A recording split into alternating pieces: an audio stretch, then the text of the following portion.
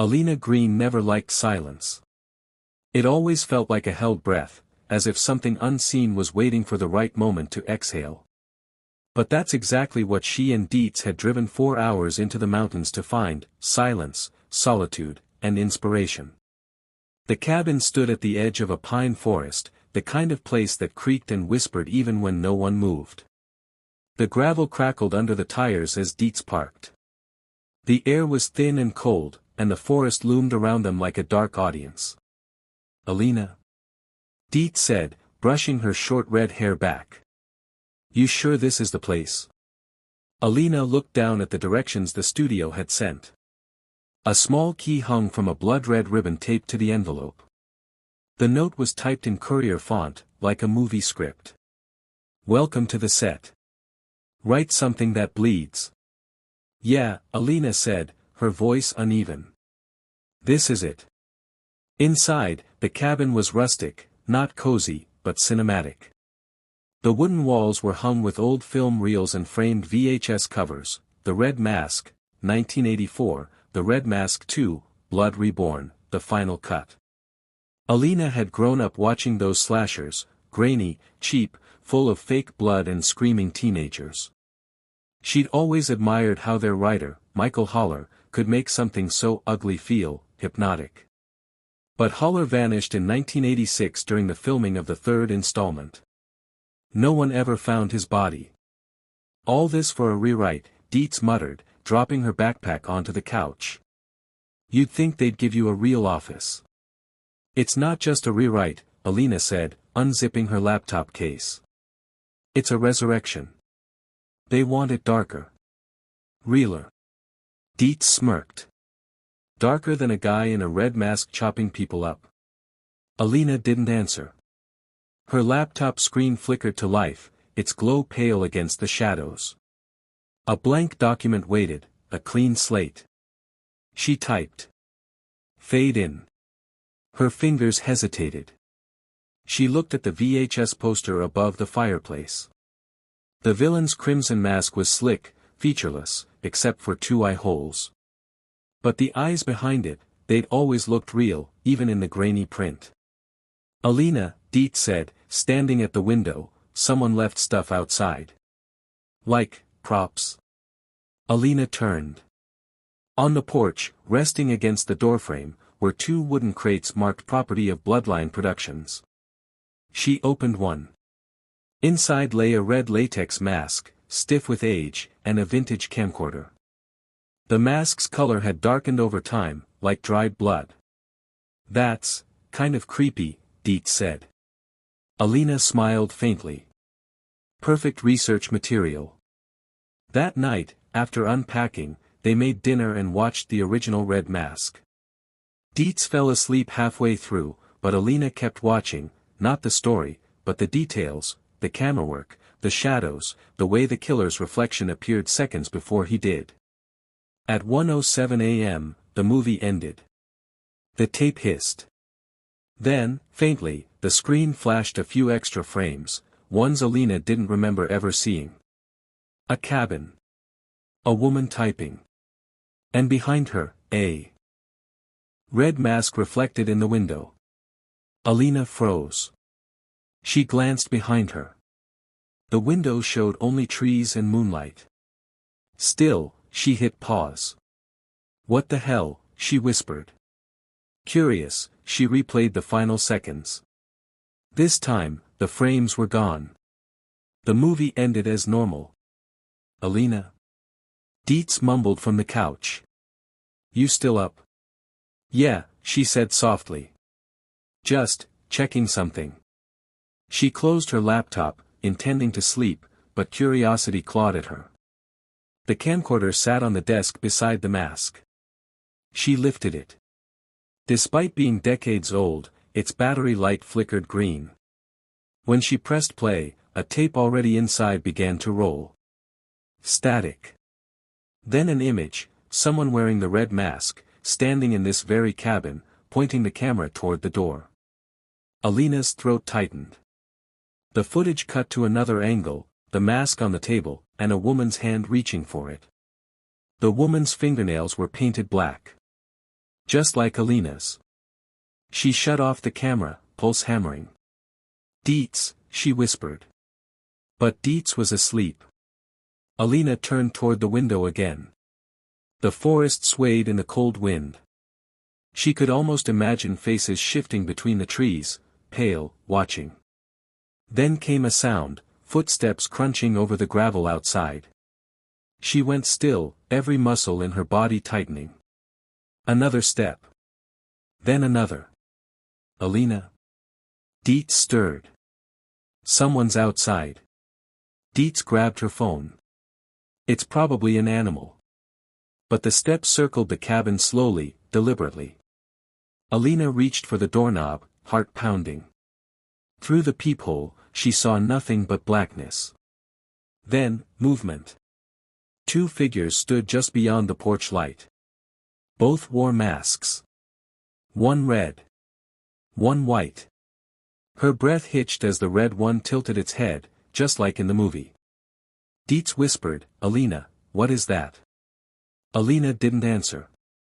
The red mask's gaze seemed fixed directly on her. Then, as suddenly as they'd appeared, both figures turned and vanished into the trees. Silence returned.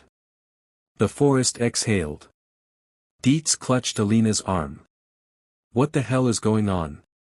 Alina looked down at the old camcorder still in her hand. Its screen flickered with static again, and a new line of text appeared, typed in courier font. "Fade in, the cabin. Night. 2 women. The mask watches." And beneath it, faintly, her own name. Written by Alina Green. Alina didn't sleep that night. The cabin seemed to breathe, wood settling, pipes moaning, faint whispers threading through the dark. Each sound made her pulse spike, but it wasn't just fear keeping her awake. It was curiosity. By morning, Dietz had brushed it off. "Some local creeps messing with us," she said, pouring coffee. "You said this movie has a cult following, right? Maybe they found out you're working on it." "Maybe," Alina murmured. But her voice didn't sound convincing, even to herself. She sat at the small desk by the window, opened her laptop, and stared at her screenplay. The last line she remembered typing was, "Fade in." Yet now, the document wasn't blank anymore. It read. Int. Cabin, night. Alina writes. She doesn't realize she's being written. Alina's breath caught in her throat. She scrolled down. More words followed, perfectly formatted in screenplay style.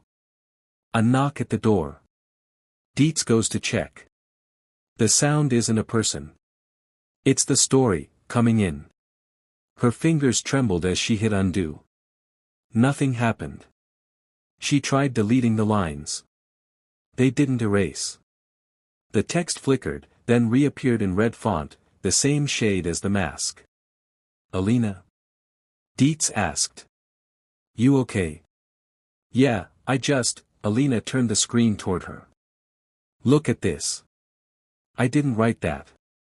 Dietz frowned. "Maybe you fell asleep and typed something. Automatic writing or something freaky." "I don't." She stopped. A new line appeared on the screen. Dietz laughs. She doesn't see the figure behind her. "Alina, that's not funny. I'm not typing."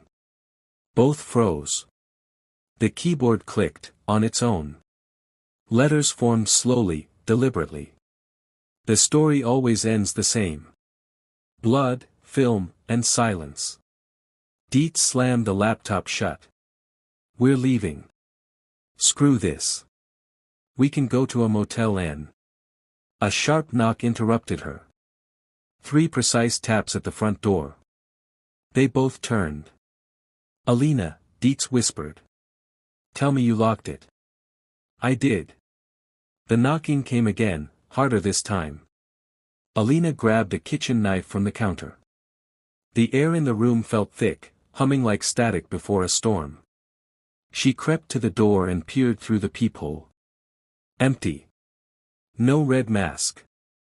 No white mask. Just the forest. She opened the door a crack. The porch was deserted except for something lying on the doormat, a piece of paper. It looked torn from a script. The Courier font matched her own. She picked it up. It read. Scene 4, the second draft. The mask enters. Dietz's voice wavered. Alina, is this part of your movie? No, she said, her voice small. It's writing itself. The camcorder from last night sat on the mantel. As if on cue, it beeped. The red light blinked. Dietz grabbed it and pressed play. The screen showed a grainy image of the cabin, right now, filmed from outside the window. Both of them could be seen standing near the door, confused, frightened. Alina, this is live, Dietz whispered. The view on the screen zoomed in slightly, centering on Alina's face. Then panned slowly toward the tree line. And there, among the shadows, stood the figure in the red mask. Dietz dropped the camera, and it clattered across the floor. Alina's chest tightened. Close the blinds. Now. They shut every curtain, locked the doors, turned off the lights. But when Alina opened her laptop again, new words had appeared. Int. Cabin, night. Dietz and Alina hide. They think they're safe. But you can't hide from what you write. Alina, what if someone's connected to your computer? Dietz said. Like remote access. No, she said, voice trembling. It's not that. It's. A faint thud upstairs. They froze. Alina, Dietz whispered. Is there supposed to be an attic? Alina shook her head slowly. No. I don't think so. The thud came again, heavier this time, followed by a dragging sound. Dietz reached for her phone. I'll call the cops. But the screen glitched, static distortion, then the same words appearing in red text across her phone. Don't call. It's already written. Dietz dropped it. The dragging sound moved closer. Then stopped. Alina raised the knife. Stay behind me. They crept up the narrow staircase. The air grew colder, denser, as though the walls themselves were holding their breath. At the top, a small door they hadn't noticed before stood ajar, the entrance to an attic crawlspace. A red glow leaked through the crack. Dietz whispered, Alina, don't open it. But something, curiosity, compulsion, pushed her hand forward. She pulled the door wide.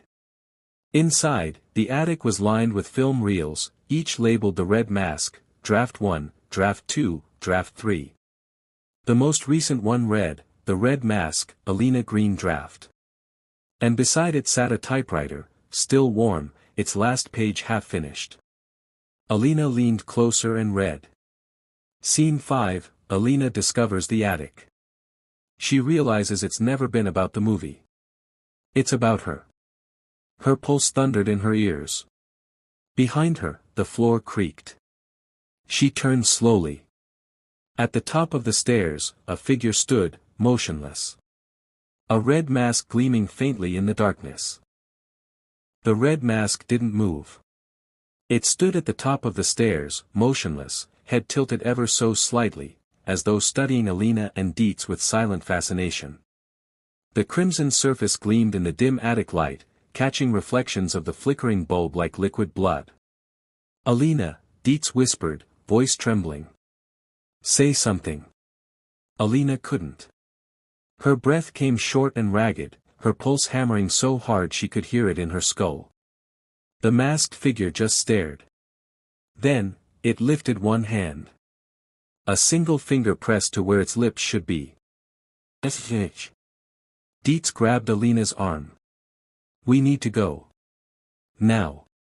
But when they turned toward the stairs, another figure was already there, a second mask, pure white, blocking the way down. Alina felt the scream clawing up her throat, but no sound came out. The air seemed to thicken, like the moment before film catches fire in a projector. The red mask took a step forward. The wooden floor creaked under its weight, slow and deliberate. Alina. Dietz pushed her toward the attic window. It was small, but maybe big enough to crawl through. Alina fumbled with the latch, fingers slipping with sweat. The red mask's footsteps grew louder. Closer. Then, nothing. Alina turned around. The attic was empty. The masks were gone. Alina, Dietz gasped, they. I know. I know. They ran downstairs, slamming the attic door behind them. But when they reached the living room, Alina's laptop was on again. The screen glowed with red text. Int. Cabin, night. The masks move when the camera doesn't. Alina, Dietz said shakily, what the hell does that mean? I don't know. But a horrible thought began to creep into her mind. What if it isn't just a metaphor? She grabbed the old camcorder from the mantel. If they move when we don't look through the camera. Alina, no. Don't you dare. But Alina hit record. Through the viewfinder, the cabin looked the same, empty, quiet, unnervingly still. Then she turned the camera toward the staircase. And froze. The red mask stood halfway down the steps, staring directly into the lens. Alina. Dietz shouted, seeing nothing from her view. Alina lowered the camera. The stairs were empty. She raised it again. The red mask was closer now. Dietz grabbed her wrist. Stop. Stop it. Alina dropped the camcorder. It hit the floor, the tape spilling out like a strand of film intestines. The screen still showed the mask, moving now, gliding toward them even though the physical room was still. Dietz stomped on the tape. We're done with this. We're leaving. But the moment she opened the front door, both women froze. Outside, hanging from the porch beam, were dozens of red masks, swaying gently in the cold wind, tied by ribbons that dripped like veins. Alina, Dietz whispered. They're everywhere. The sound came again, that faint whisper of film reel spinning, distant but steady. It wasn't coming from the camcorder this time. It came from upstairs. And in the reflection of the window, behind them, something moved. Alina turned slowly. A mirror she hadn't noticed before hung on the far wall, oval-shaped, with blackened glass. In it, she saw herself and Dietz, and a third figure standing right between them, wearing the red mask. But when she turned around, there was no one there. She looked back into the mirror, and the figure's hand was on her shoulder. Alina. Dietz yanked her away, and the mirror cracked, spiderwebbing from the center. Behind the fractures, faint images appeared, not reflections, but scenes. Flickering shots of Alina sitting at her laptop, typing, crying, covered in blood. Dietz stumbled back, voice shaking. It's showing us, it's showing the future. Alina whispered, no, it's showing the script. The glass pulsed faintly, like it was breathing. Then words appeared across it, written in that same red script font. Scene 7, the final draft. Only one survives. Dietz grabbed Alina's shoulders. We're getting out of here right now. You hear me? Alina nodded, but her eyes were fixed on her own reflection, because in the mirror, her reflection wasn't nodding back. Instead, it smiled. Alina? Dietz whispered. Her reflection tilted its head, slow, deliberate, in perfect mimicry of the red mask. The lights flickered.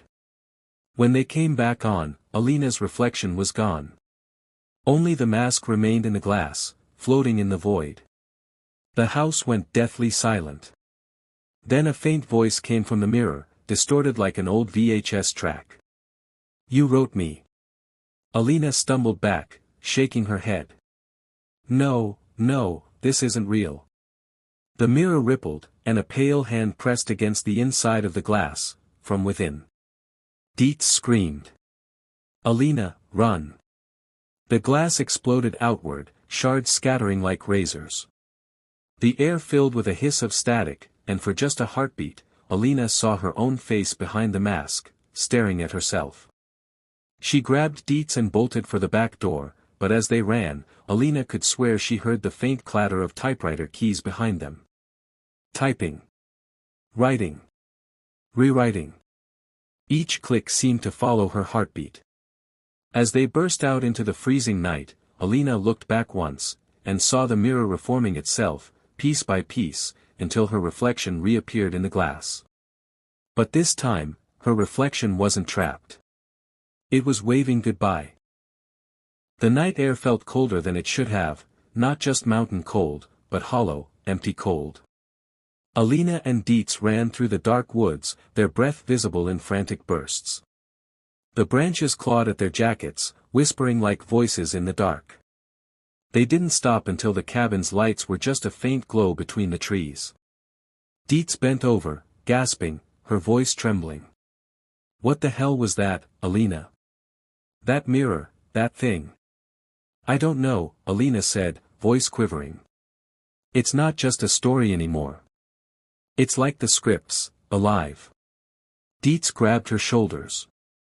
Then we burn it. The laptop, the tape, everything. Whatever this is, we kill it. Alina nodded, but her mind was spinning. That voice from the mirror, you wrote me. It had sounded like her own, distorted, hollow. They reached a clearing and stopped beside a half-collapsed shed. It looked old, rotted wood, moss-covered roof. But there was a faint light flickering from inside. Alina, Dietz whispered, do you see that? Alina nodded, her heart pounding. Stay here. She crept closer, peering through the cracked door. Inside was a small television, its static glow filling the room. An old VHS player sat beneath it, humming faintly. And on the screen. The cabin. The same cabin they'd just fled. But not as they'd left it. The lights inside were flickering. The front door hung open. And through the doorway, the red-masked figure was standing, holding the camcorder. Alina stumbled back. Oh my God. Dietz stepped beside her, her face draining of color. That's impossible. The cameras, it's... In the cabin, Alina finished. On screen, the masked figure turned slowly toward the television, as though sensing them. The static deepened, the image trembling. Then, faintly, letters appeared over the screen, burned into the footage itself. Scene 9, the audience enters. Alina, Dietz whispered, backing away, turn it off. Please, turn it off. Alina stepped forward and pulled the plug. The TV died instantly. Silence fell heavy around them. But the static sound didn't stop. It came from behind them. They spun around. The forest was thick with fog now, curling between the trees like smoke. And from within it came faint clicks, the sound of a camera shutter. Flash. A burst of white light illuminated their faces. Another flash, closer. Alina, someone's out there. Dietz shouted, grabbing her arm. Run. They bolted through the woods, tripping over roots and rocks. But every few seconds another flash lit the trees, sometimes ahead of them, sometimes to their left, sometimes directly behind. When they finally stumbled onto a dirt road, Alina spotted a rusted car half buried in weeds. She yanked the door open, shoving Dietz inside. But the car keys weren't there. Alina. Just, give me a second. Another flash. This one came from inside the car. Dietz screamed, pointing at the rearview mirror. Alina turned, and froze. In the reflection, sitting in the back seat, was the red mask. She whipped around. The seat was empty. Dietz was trembling. It's playing with us. Alina's mind raced. No, it's directing us. What? She pointed toward the tree lean. It's writing the next scene, and we're acting it out. Dietz grabbed her hand. Then we end the story. Right now.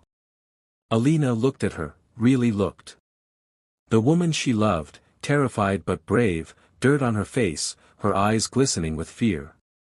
And in that moment, Alina realized the truth she didn't want to face. The story had always been about her. The mask wasn't just a killer. It was an idea, a parasite, feeding on creativity, on obsession, on fear itself. Alina, Dietz whispered, please. Say something. Alina looked down. Her laptop bag was still slung over her shoulder. She pulled out the laptop and opened it.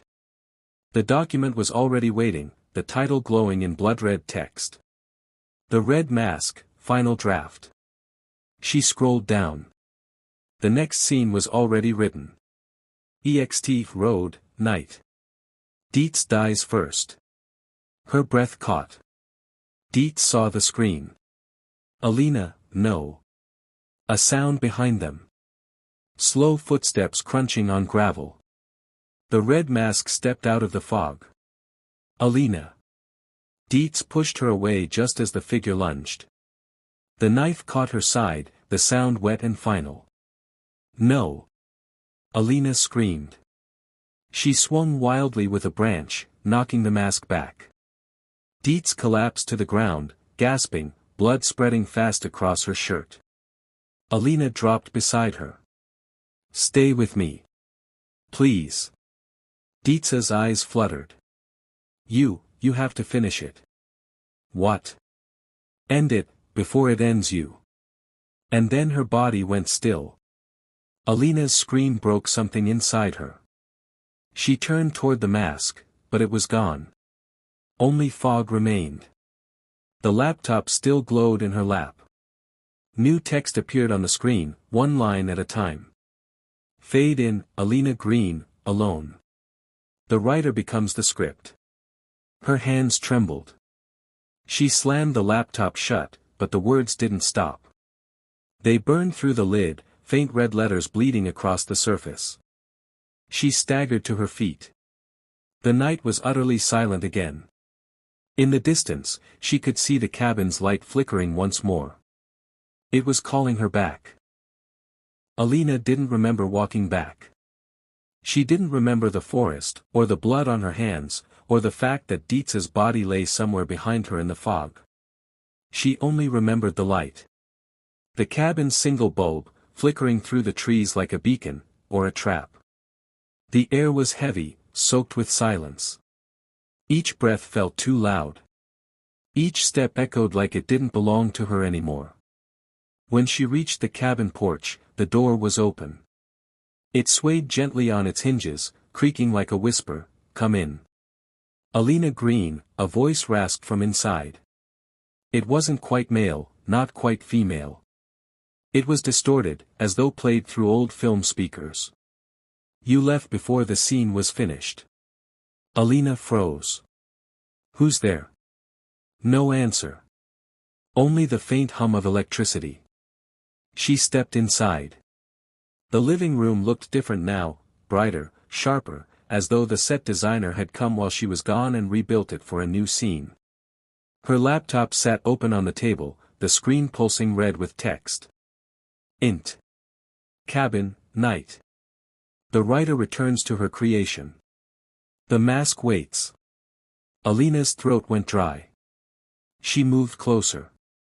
The typewriter from the attic was sitting next to the laptop now, keys rattling on their own, the carriage shifting back and forth. A fresh page fed through it read. You can't delete what's written in blood. Alina.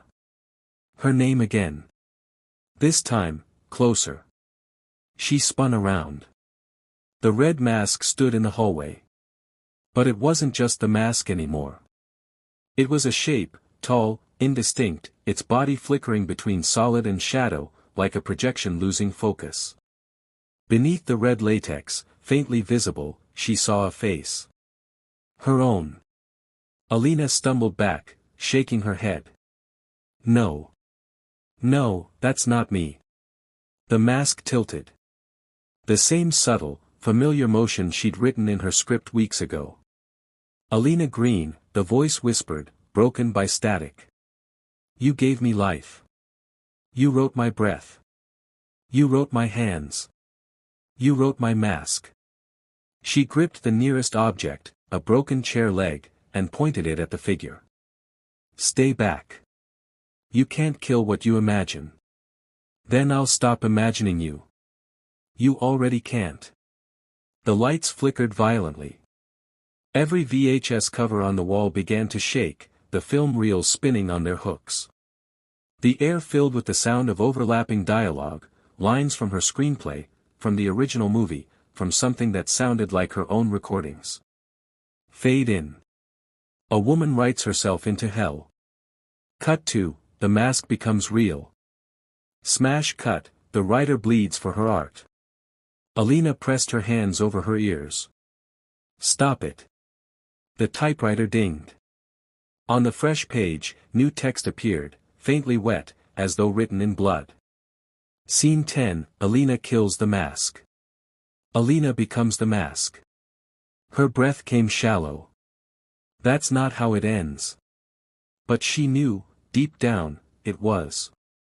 The red mask began to walk toward her, each step echoing like a heartbeat. Alina grabbed the camcorder off the floor, aiming it at the figure. The image on the screen was distorted, lines of static and film burn, but behind the distortion, she saw what she hadn't before. There was no one inside the mask. Only the outline of something human-shaped, hollow and endless, filled with darkness that seemed to move. The figure whispered, "You see? I was never in the story, Alina. You were inside me." She threw the camcorder against the wall. "You're just a movie. Just a story." The red mask stopped. "Then why are you still filming?" Alina turned slowly. The camcorder's lens light had flickered back on by itself, recording again. On its small display, she saw herself standing in the cabin, alone. No red mask. Just her. And yet, in the corner of the frame, something shimmered, the faint outline of the mask hovering inches from her own face. Her hands trembled. "You want an ending? Fine." She lunged for her laptop, typing furiously through tears. Int. Cabin, night. Alina destroys the script. The words glowed bright for a moment, then vanished. The document refreshed itself. New text appeared in its place. Int. Cabin, night. Alina thinks she can win. She's wrong. She slammed the lid shut. The cabin lights died completely. The room filled with the soft whir of film running through a projector. Somewhere behind her, a faint glow flickered, the living room wall now serving as a movie screen. It showed her. Standing there. Typing. Crying. Then, the moment that hadn't happened yet. Her turning. Her seeing the red mask behind her. Her scream. "Alina," the voice whispered, softer now. "Don't fight the story. Let it finish." Alina turned, but this time, the mask was gone. Only her reflection remained in the dark window. Except, it was wearing the red mask. She backed away slowly, breath catching. The reflection tilted its head. And whispered, "Cut." The light snapped back on, and the reflection was gone. Alina was alone again, trembling in the center of the room. But on the laptop screen, new text appeared, one single, final line. Scene 11, The Return. The mask lives through her. And below it, a blinking cursor waited. Alina reached for the keyboard, her hand shaking uncontrollably. Outside, the fog pressed against the windows like hands on glass. She whispered, "The end." The cursor blinked once. Then typed on its own. Fade out. 2 weeks later, Los Angeles glowed under a heavy, copper sky. Neon signs flickered, the streets pulsed with noise, and Alina Green was nowhere to be found. At least, not the Alina anyone remembered. Dietz was gone, presumed missing. The cabin had burned to the ground, leaving only ash, melted VHS tape, and the faint smell of smoke and plastic. But in the ruins, fire investigators found something strange, a film reel. Untouched by the flames. It was labeled, in courier font. The Red Mask, Final Cut. Written and directed by Alina Green. No one knew who submitted it to Spectrefest, an underground horror festival known for playing lost or cursed films. Yet somehow, it made the lineup. The organizer said it arrived in a plain envelope, no return address, with a note inside that read: "Every story deserves an ending. Watch carefully."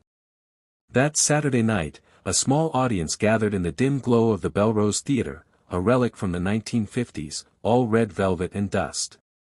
The theater smelled of mildew and old popcorn. The audience was small but eager, horror enthusiasts, film students, journalists. As the house lights dimmed, the host stepped to the stage. Next, he announced, an unreleased resurrection of an 80s cult classic, credited to the late Alina Green. The Red Mask. Late. The word lingered like smoke. The lights went out. The screen flickered. Fade in. A cabin. Woods. A typewriter on a table. Then, a close-up of a woman's trembling hands. Alina's hands. A murmur rippled through the audience. Some recognized her from interviews, from her indie scripts. The movie continued. Alina sat at her laptop, crying, muttering, "I didn't write this." On screen, behind her, the Red Mask appeared, out of focus, almost dreamlike. At first, the crowd thought it was brilliant, self-referential, surreal, a meta-masterpiece. People chuckled nervously at the realism, the way her fear felt genuine. But as the movie went on, that amusement turned to silence. The dialogue was too real. The camera shook as though filmed by trembling hands. And when the Dietz character appeared and was killed, several audience members gasped, because the actress wasn't anyone recognizable. It was Dietz. A man in the back row muttered, "Is this a snuff film?" Someone laughed uneasily. Then, the Red Mask turned toward the camera. For a single frame, the image distorted, static, heat burns, the shape of a human face pressing against the inside of the lens. The theater's air conditioning shut off at that exact moment. The room grew hot. Heavy. A woman near the aisle whispered, "Do you feel that?" No one answered. The projector light flickered again, but this time, it wasn't projecting forward. Shadows moved backward, across the screen, like the light was being sucked inward. Alina's voice echoed through the theater speakers. "You're watching me. That means it's already begun." The host tried to turn off the reel. But the projector wouldn't stop. The switches wouldn't move. "Stories are living things," Alina's voice continued. "They feed on attention. You're feeding it." The crowd began shifting uneasily. A man laughed nervously. Another muttered, "Nice ARG stunt." Then the film cut to black. On screen, white text appeared.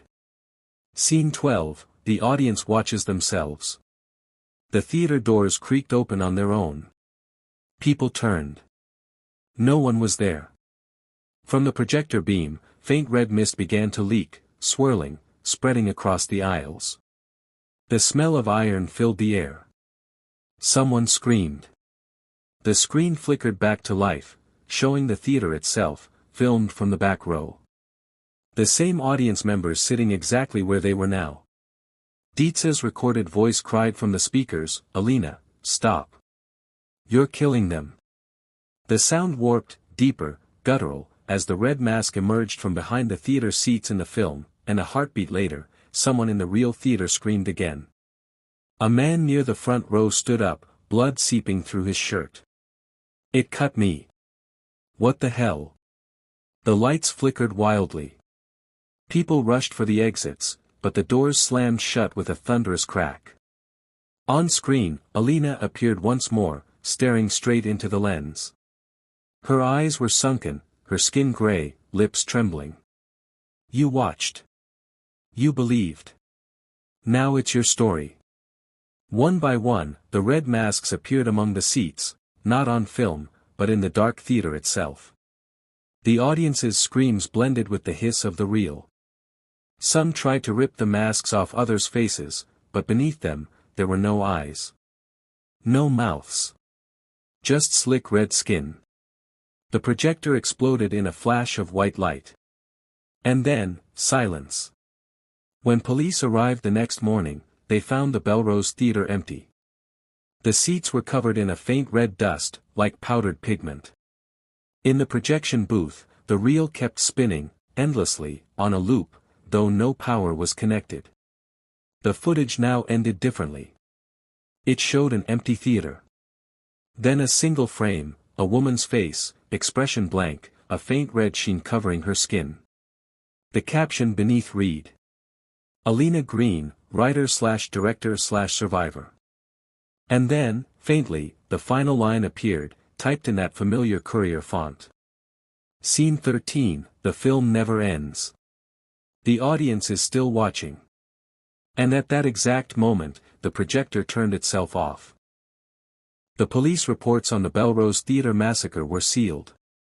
23 missing. No bodies. Only a fine residue of red dust coating the velvet seats. No suspect. No motive. Only a name whispered among underground filmmakers like a curse, Alina Green. But Alina didn't exist anymore. Or maybe she existed too much. 6 months later, a new production office opened in Silver Lake under the name Crimson Frame Pictures. Its first project was listed on the register as The Red Mask, Resurrection. The writer and director, A. Green. A junior assistant named Mara Cates was hired to handle clerical tasks, data entry, emails, mail sorting. She thought it was strange that the office was always empty when she arrived, but the computers were warm, and every night she found new pages printing from the lone corner printer, even though no one was there. The pages were cleanly formatted, industry standard, but the content was bizarre. EXT The Office, Night.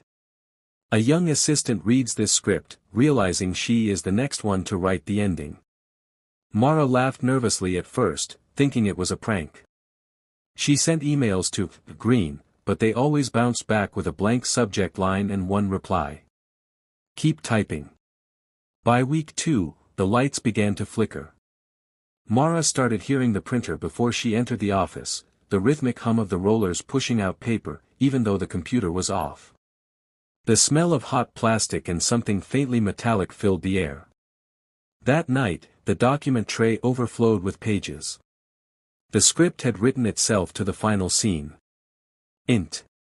Office, midnight. The assistant sees the mask. And below that, a single line of Courier text blinked, waiting for her input. Right ending. Mara's pulse raced. She looked around the dimly lit office, the hum of the fluorescent bulbs growing louder, almost like breathing. Something glinted behind her reflection in the window. She turned. A figure stood there, tall, motionless. Its face covered in a glossy red mask, eyes hollow but glistening with wet blackness. The air went still. Mara stumbled backward, heart hammering. Who's there? The mask tilted slightly, as though studying her. Then, slowly, it raised a hand and pointed to the typewriter on the desk, an old model, the same one Alina used in her interviews. The keys clicked by themselves. Write her back. Mara bolted. She ran down the hallway, but the exit door was gone, replaced by a crimson curtain. Behind it, faint film flickers illuminated moving shadows. She stepped closer, trembling. The curtain parted on its own, revealing a screen. And on that screen, she saw herself, standing there, staring at the screen. She screamed. Somewhere between the film's static frames, Alina Green watched her. Her eyes no longer belonged to a living person. Her skin was thin and translucent, shimmering red like the celluloid it was printed on. She lived now in the spaces. Between frames, a ghost in her own movie. Her voice came in echoes, carried by the hum of the projector. I didn't mean to write it. It wrote me. Back in the real world, or what still passed for it, The Red Mask, Resurrection premiered on a single streaming platform before disappearing 24 hours later. Those who saw it claimed the film was unfinished, scenes shifting, lighting inconsistent, faces changing mid-shot. In one scene, Alina appeared alive again, typing furiously while whispering, "You're still watching." That's how it spreads. Viewers reported hearing faint breathing through their speakers after the credits. Some said their webcams flickered on by themselves. Others received strange emails afterward, blank messages with subject lines that read, "Write your own ending." Within a month, several film students, critics, and fans who had discussed the movie online were found missing. Their laptops remained open, displaying half-finished screenplay drafts. Each ended the same way. Int. Room, night. The writer stares at the screen. Something red glows behind them. In a dark editing suite somewhere, the projector whirred again. A single reel turned endlessly. Inside the reel, Alina sat at her desk. Her fingers, pale and trembling, struck the typewriter keys one last time. The Red Mask, final draft. Then, below it. Fade out. But the screen remains red. She smiled weakly. "It's finished," she whispered. The mask leaned over her shoulder, the same slick, reflective surface. It pressed against her face gently, like a kiss. Her skin began to ripple. Her eyes glazed red. When she looked up again, there were 2 masks. Then 3. Then countless. Weeks later, a new folder appeared on film submission databases worldwide. No upload source, no metadata, no traceable IP. The Red Mask, the audience cut. People clicked it out of curiosity. The screen opened. The camera turned on. And for the briefest moment, everyone saw themselves reflected in the screen, a faint red shimmer spreading across their faces, before the image froze. Then the last frame appeared. The end. Written by you. And somewhere, faintly, beneath the hum of their monitors, a soft whisper echoed. Stories never die. They just change writers. End of The Red Mask. Drop of Blood.